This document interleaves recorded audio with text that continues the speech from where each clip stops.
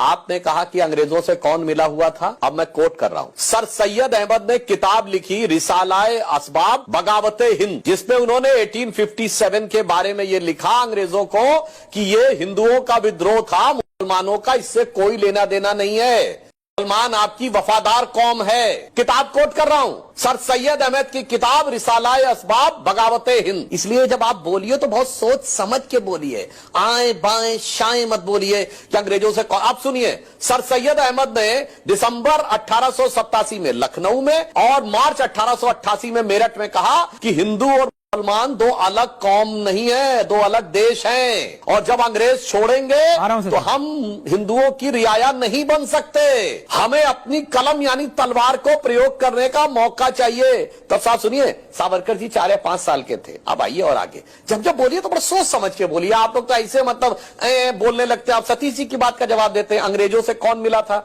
सतीश जी, जिस पार्टी की स्थापना एक अंग्रेज ने कराई, एलन ऑक्टेवियम ह्यूम, वो तो अंग्रेजों से मिली हुई नहीं थी।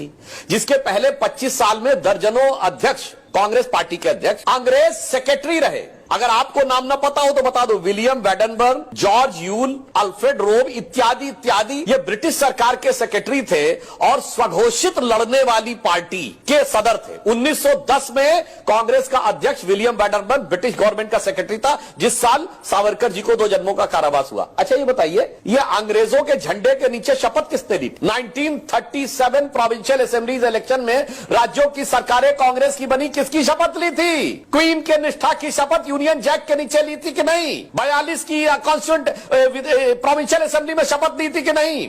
और 2 सितंबर 46 को नेहरू प्रधानमंत्री बने अंतरिम सरकार में, वेवल ने शपथ दिलाई, क्वीन के निष्ठा के नाम की शपथ ली, यूनियन जैक झंडे के नीचे। अरे भाई कुछ तो समझ के बोलिए, पत्रकार हैं सर, ऐसे इनसे मिले हुए थे, उनसे मिले हुए थे। और आपको एक और बात याद दिला दूं, बड़ा फेमस अकबर इलाहाबादी का शेर है कि कौम के गम में खाते हैं डिनर हुक्काम के साथ, रंज लीडर को है बहुत मगर आराम के साथ। यानी दिन में कांग्रेस का प्रदर्शन और रात को हुक्कामों के साथ डिनर। आपको पता किसके लिए कहा गया था? ये मोतीलाल नेहरू जी के साथ। ये मोतीलाल नेहरू इतना पैसा कहां से कमाए थे, करोड़ों रुपए उस जमाने में? हम लोग तो भुखमरी के दौर में थे। प्रिवी काउंसिल में किसके केस लड़ते थे जाके? अंग्रेजों के तो केस लड़ते थे जाके ना लंदन में। अरे लाखों दर्शक देख रहे होंगे, कोई बता दे कौन हिंदुस्तान का आम आदमी था जो लंदन की प्रिवी काउंसिल तक जाके लड़ता था और हजारों रुपए की उस जमाने में वो देता था। जिन्ना भी उन्हीं के वकील लड़ते थे जाके, मोतीलाल नेहरू उन्हीं के लड़ते थे जाके। मेरे भाई अब ये बताइए, ये जब काकोरी का प्रकरण हुआ तो चंद्रशेखर आजाद जी जिसमें शहीद हो गए और राम प्रसाद बिस्मिल और अशफाक उल्लाह खां को फांसी हुई, ब्रिटिश सरकार का वकील कौन था? कांग्रेस के नेता जगत नारायण मुल्ला, जो गांधी परिवार नेहरू परिवार के रिश्तेदार थे। सर पढ़े लिखे होने के बावजूद थोड़ा समझ के बोलिए। ये आप लोगों ने,